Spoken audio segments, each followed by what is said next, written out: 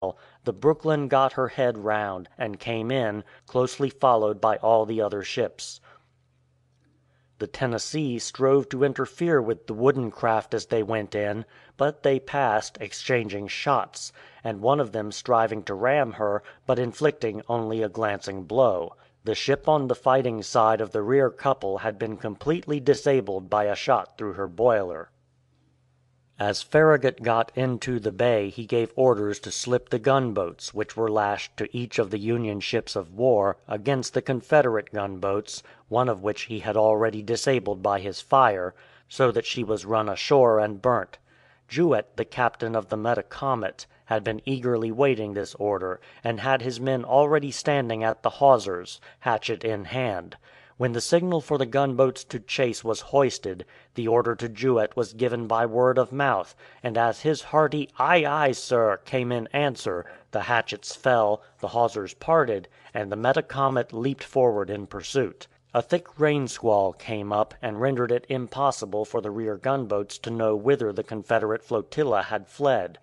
When it cleared away, the watchers on the fleet saw that one of the two which were uninjured had slipped off to Fort Morgan, while the other, the Selma, was under the guns of the Metacomet, and was promptly carried by the latter.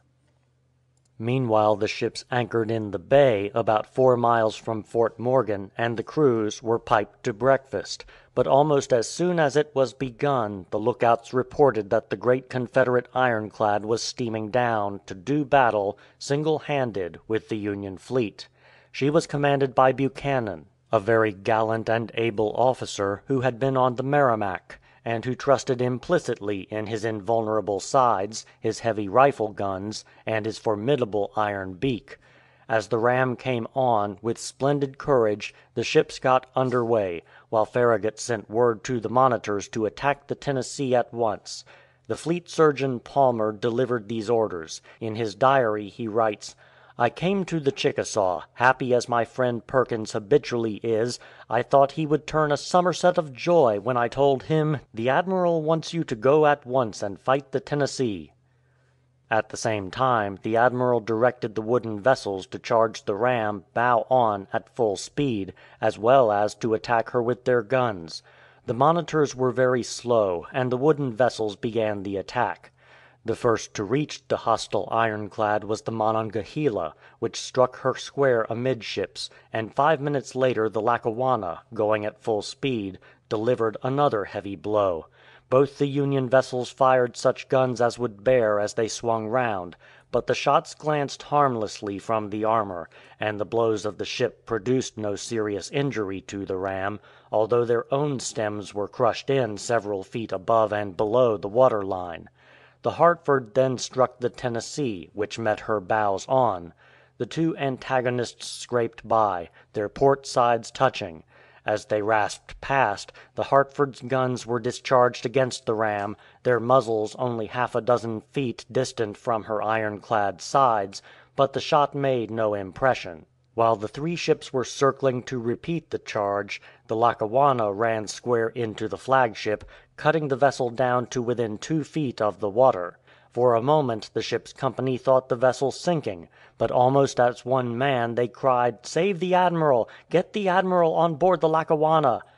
But Farragut, leaping actively into the chains, saw that the ship was in no present danger, and ordered her again to be headed for the Tennessee.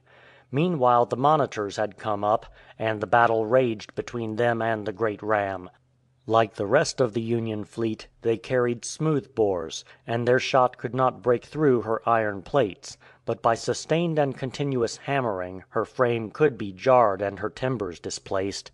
2 of the monitors had been more or less disabled already, but the third, the Chickasaw, was in fine trim, and Perkins got her into position under the stern of the Tennessee, just after the latter was struck by the Hartford, and there he stuck to the end, never over 50 yards distant, and keeping up a steady rapping of 11-inch shot upon the iron walls, which they could not penetrate, but which they racked and shattered.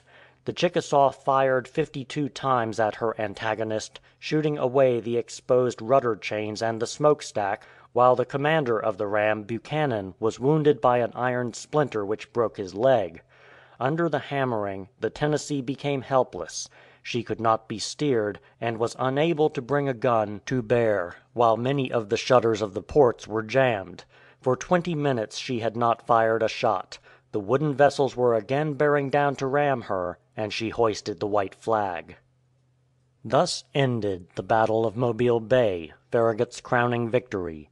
Less than 3 hours elapsed from the time that Fort Morgan fired its first gun to the moment when the Tennessee hauled down her flag.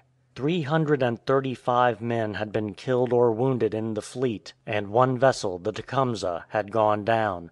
But the Confederate flotilla was destroyed, the bay had been entered, and the forts around it were helpless to do anything further. One by one they surrendered, and the port of Mobile was thus sealed against blockade runners, so that the last source of communication between the Confederacy and the outside world was destroyed. Farragut had added to the annals of the Union the page which tells of the greatest sea fight in our history. End of Farragut at Mobile Bay, by Theodore Roosevelt.